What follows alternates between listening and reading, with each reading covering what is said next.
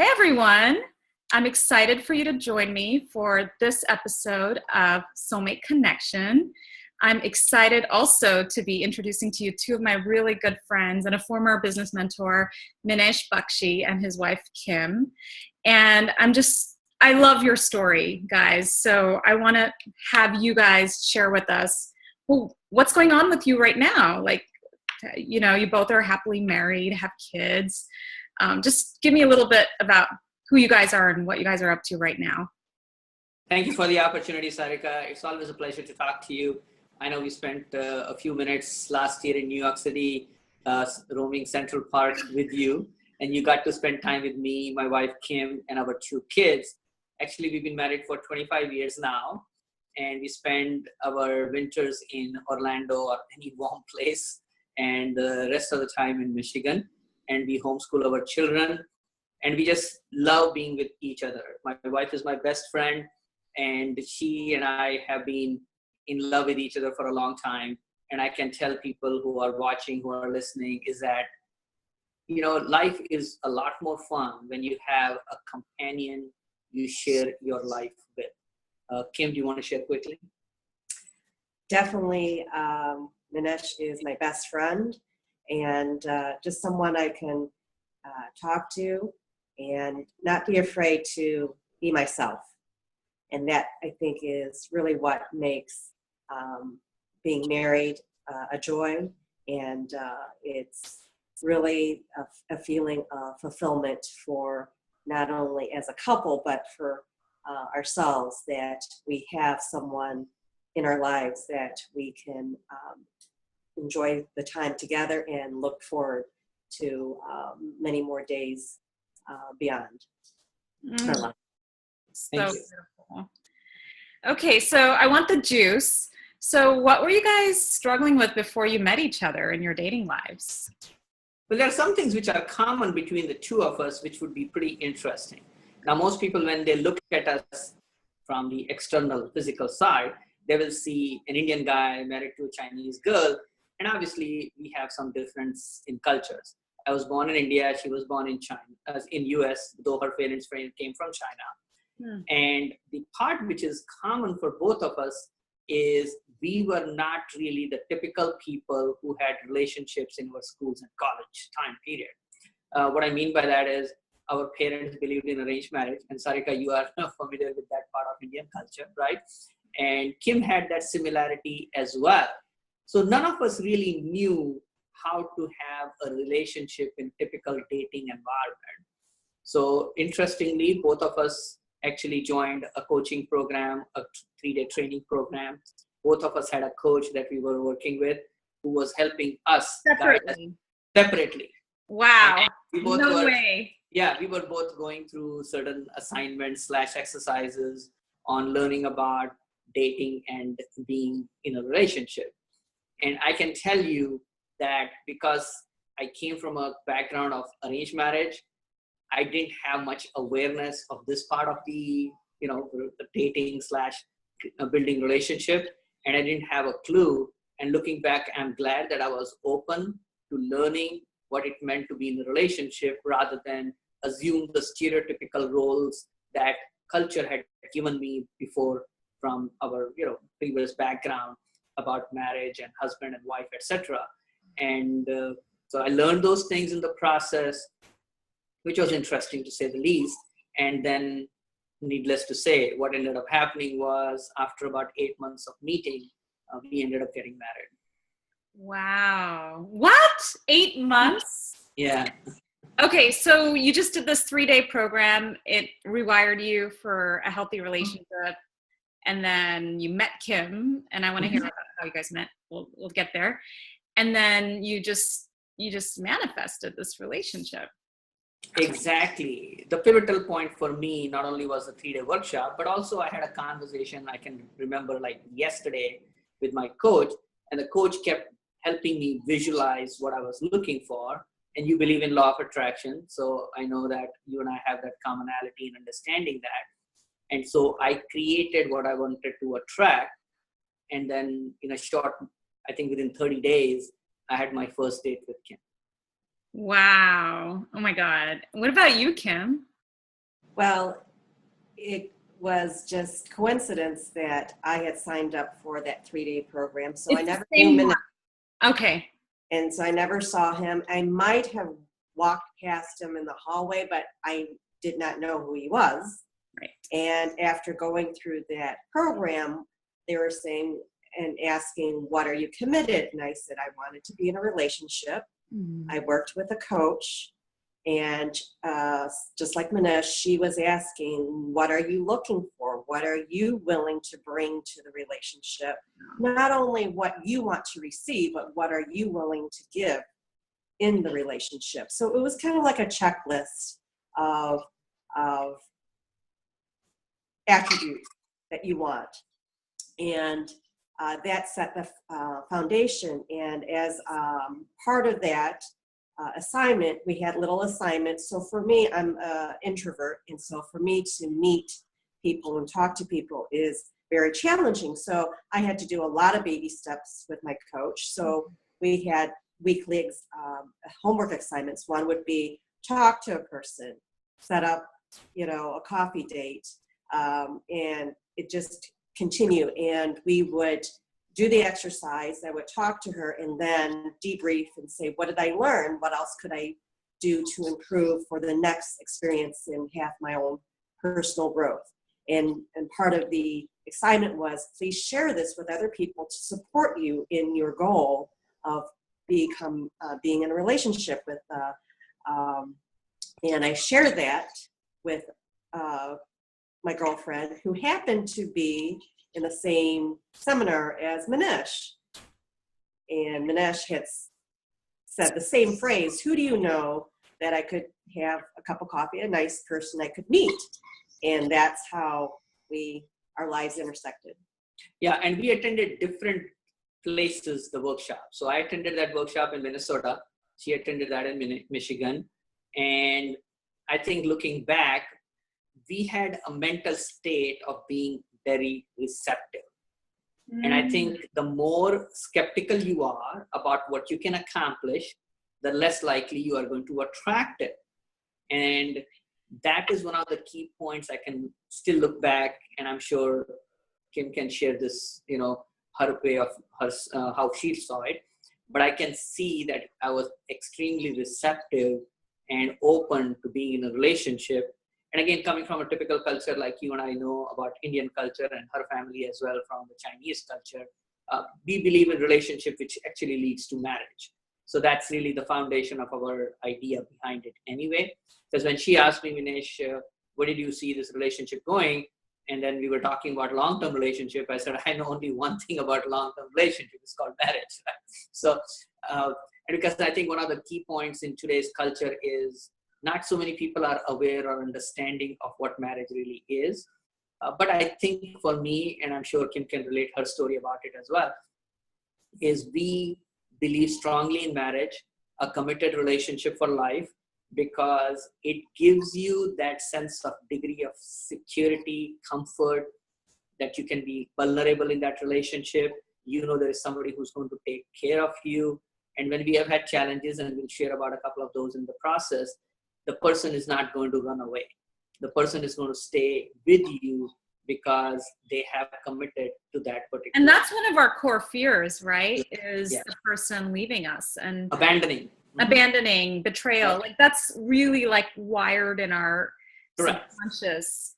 Yeah. Exactly. And also the culture has now become a little bit more, I would say, interesting for people, if the word is interesting, the right word. But the main thing is the fear would be more based on seeing what is happening with other people whose lives have not gone the way they wanted to.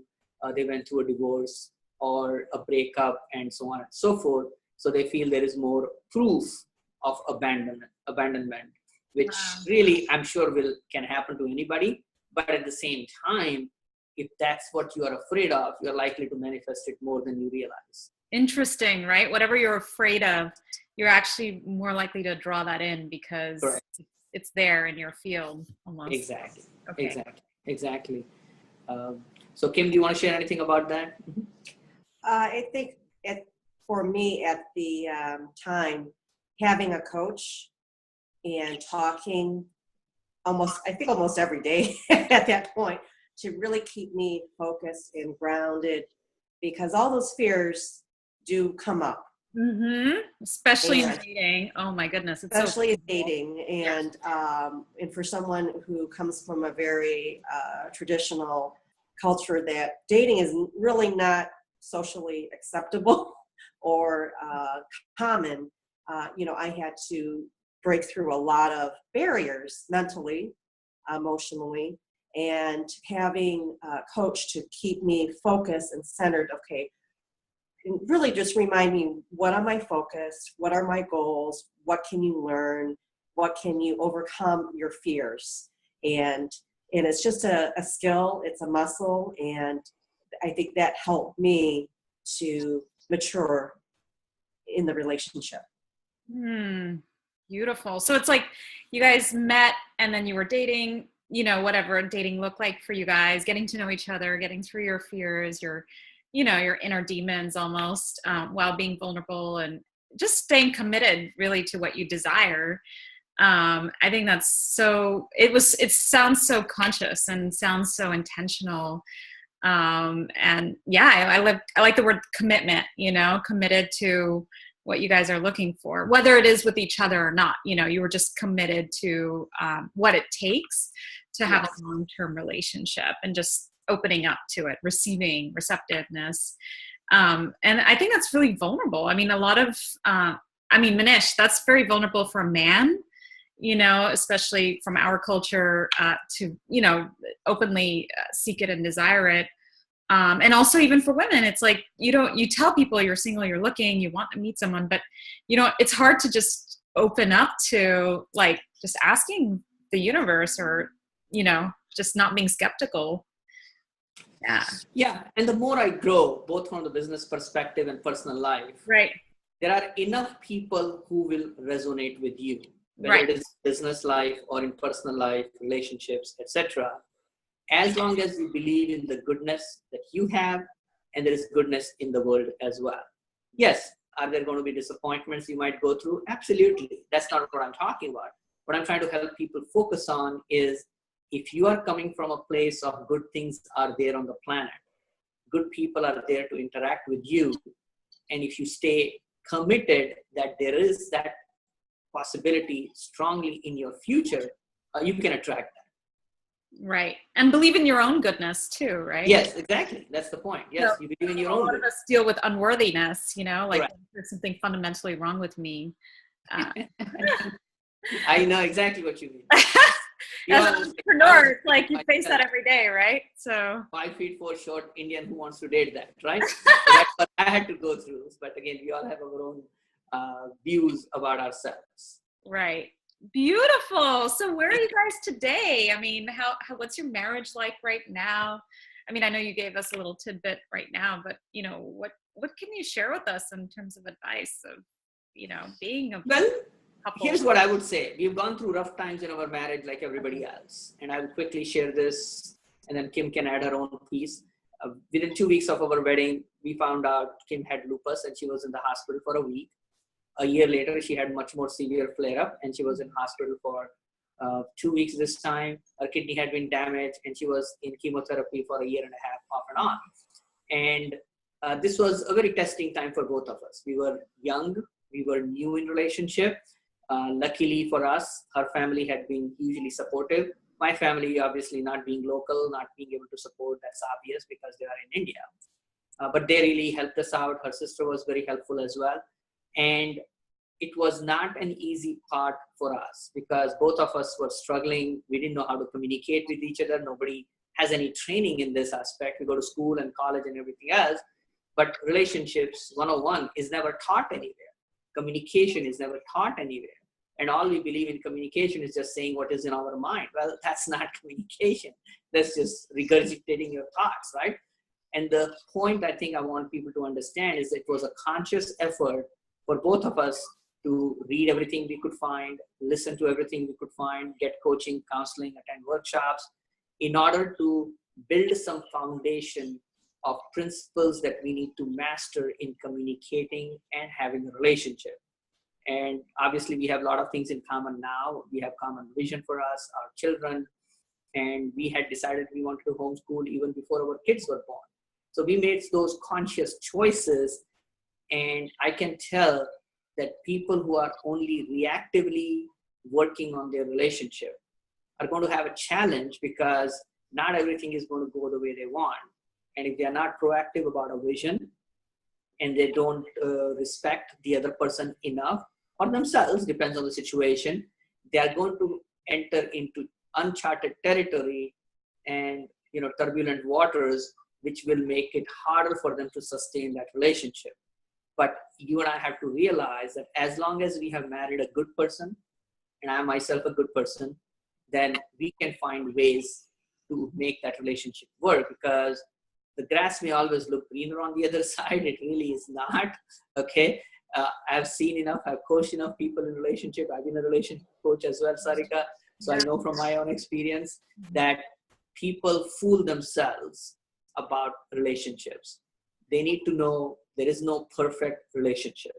We still have our challenges, but again, you have to ask yourself, is the common bond we have of a vision, of the family, of each other, of business, etc., eventually, is that going to be met or not if we work together? If the answer is yes, hey, we might have our differences, but we'll find ways to overcome that.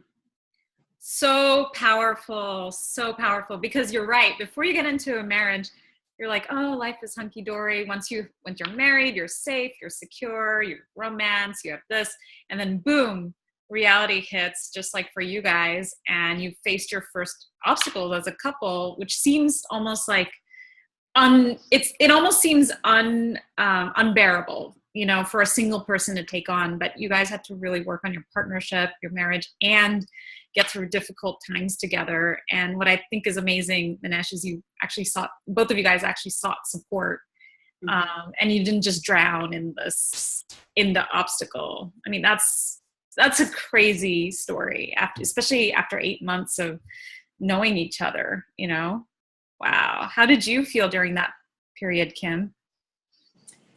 Definitely reality hit, and we had that commitment from the beginning.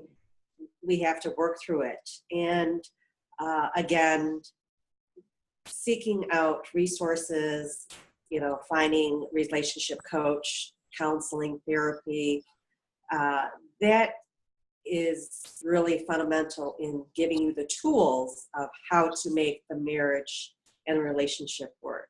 So there's the concept of being committed to the relationship, and then as you grow together, you can find the techniques and the how-tos to implement it and keep it going every day.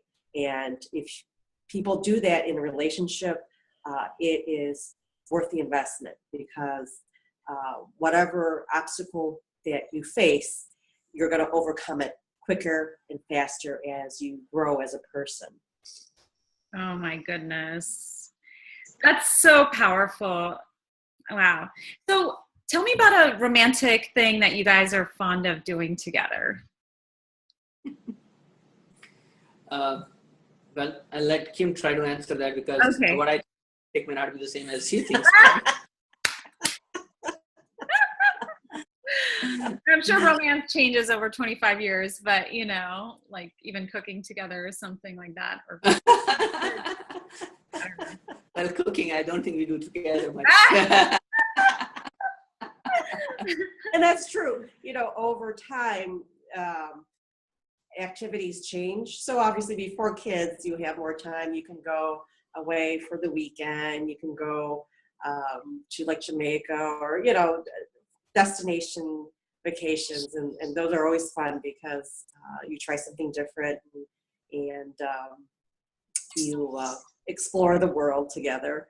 But then when you get a little older and you have children involved, now, the center does change a bit. And that's one thing that I should point out is when you do have kids, they're going to be the center of your life, but you do have to carve out some time with your spouse. And that's a little bit more challenging, but and then, you know, you scale it down to what's workable. So, you know, date night, no kids, you know, movie night, something like that. Very simple. Doesn't have to be a big production. Doesn't have to be expensive.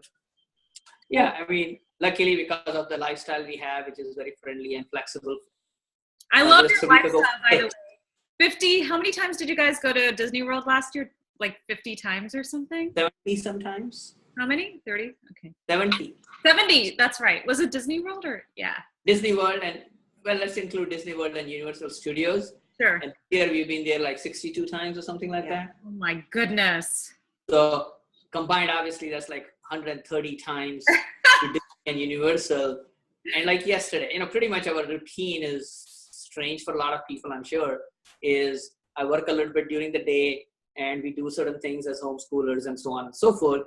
And then in the evening, we just go to one of the parks and spend a couple of hours there and come back. We don't really, like yesterday, we went to Hollywood Studios, one of the rides, which is popular, is Aerosmith. So we did that ride. Before that, we had another fun program there, which is Frozen. They have sing-along. So that is really, it's really a nice comedy with sing-along and kids enjoy that. And they're really hilarious. So we did those two fun things and we are back to our room here, condo, and we are enjoying that time. And luckily right now where we stay in the condo, we can actually see Magic Kingdom fireworks from the balcony, which is fun as well. So for us right now, it's not just together us, but she likes Disney. She's brought up in US as an example. So she enjoys, so being in Disney environment also is a positive for her. And she likes new rides as well. So she went to Universal Studios and so on and so forth. I mean, again, the idea behind it is we are keeping things fun and positive as much as possible. I love it. We don't have the typical come home stressed. What is life? You know, switch on the TV. Let me separate myself from other people. That's not the life we have. So it's just a little rare, but it's, I think, what I want to emphasize is without having a vision for it. Yes. You're not going to be able to vision and partnership, right? Yeah, I think that's the power between you guys, is you guys have a vision and then it's conscious effort. Like what you guys do is not just, you know, a lot of people look at, you know, people like you and say, oh, they're just lucky, you know, they don't really work. But I know from the inside how hard you guys work to create this life in a very conscious way. And the mindset, the work that you do in your mindset and your relationship as parents, I mean, it's powerful. So you guys are just, you know, magical manifestors. And I'm sure you have your obstacles, obviously, to do. Absolutely. Now, am I where I want to be? No, but that's where the journey of life is, right? Right. Okay. I want to continuously keep progressing.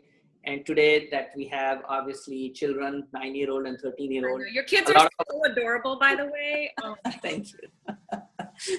And so now it's the legacy part, which is kicking in for me, is to say, what am I doing to give my children the advantages that they can have in life? And I don't mean advantages of giving them money or titles or any of that stuff, because I think that's not really important. What is important is the training that they can withstand any challenge that they come across in their life, and they are crafting and visualizing a future that is much more independent of what other people are living, because otherwise it's a herd mentality. Totally. We're all going to get automated and we're all going to get, you know, outsourced if we don't. Well, there's a testimony to our family dynamics. So my 13-year-old spent some time with her friend who is 15, and she has a 10-year-old brother. So she spent a little time with them, with their family. So it's the four of them. And then when she came back, you know, I asked her how was the experience and spending time with the other family, and she said it's very different. And I said, well, how? She said, well, number one is they don't talk.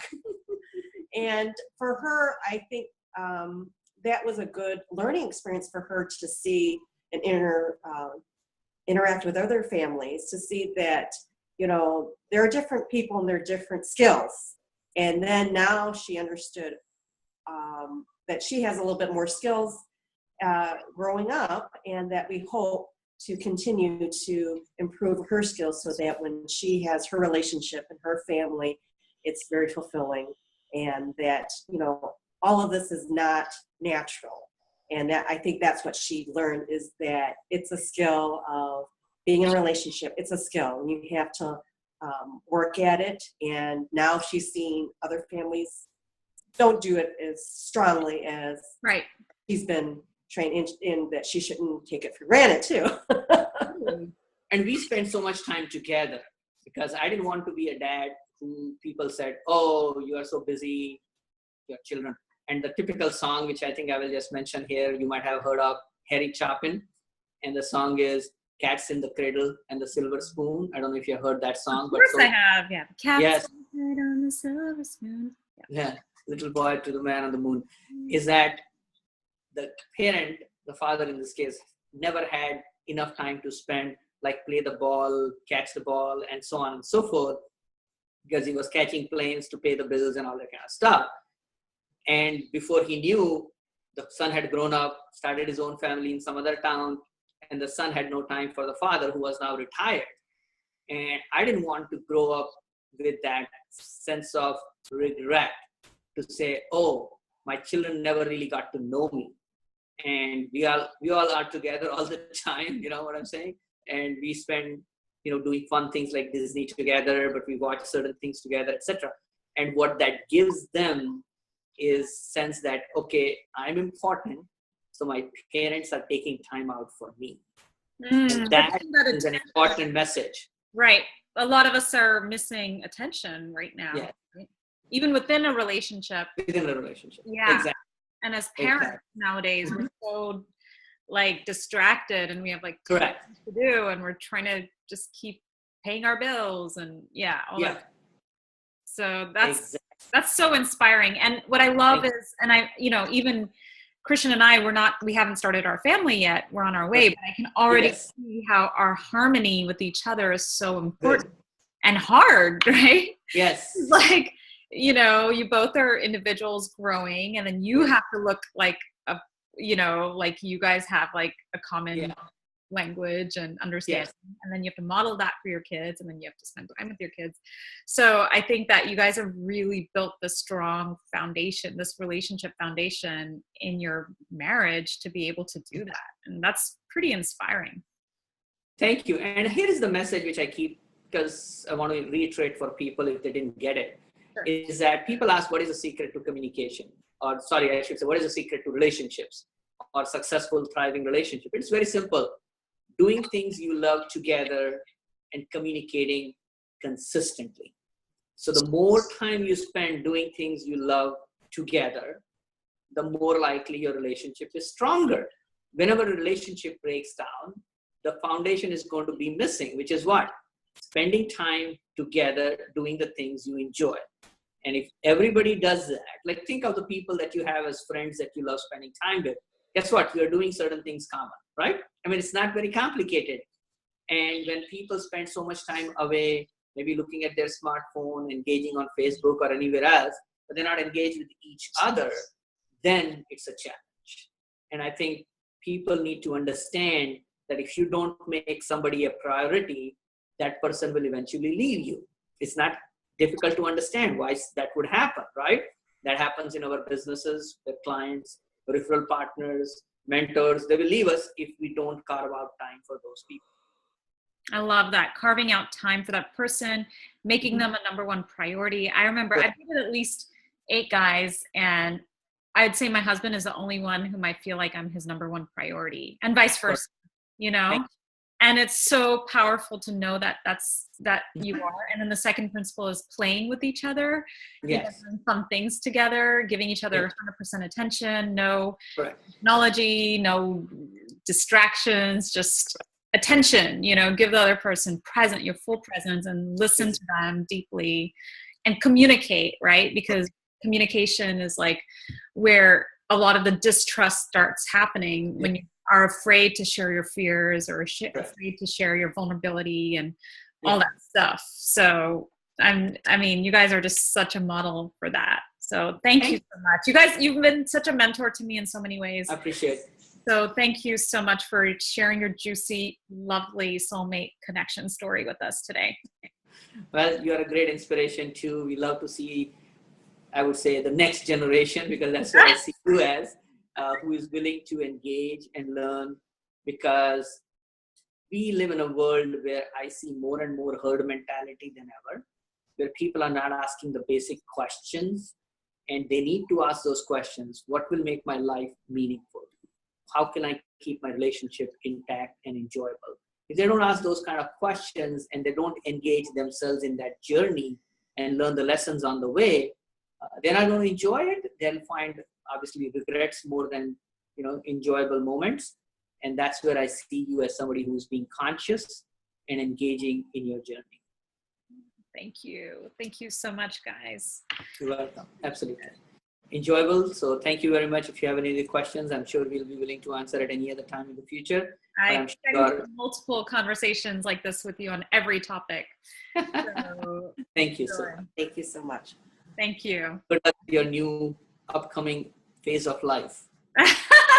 Yeah, and you know, interestingly, I'm setting up my new 90-day experiment. So I do 90-day experiments. So my new 90-day experiment is just motherhood and just embracing motherhood fully without any inner obstacles or conflicts around, like, I don't, you know, whatever, trying to be an entrepreneur, trying to do this, trying to do that. Yes, like, I want to embrace motherhood fully for 90 days and see what happens. Thank you. I wish you the best. Thank you so much. You're welcome. Enjoy. Bye. Bye.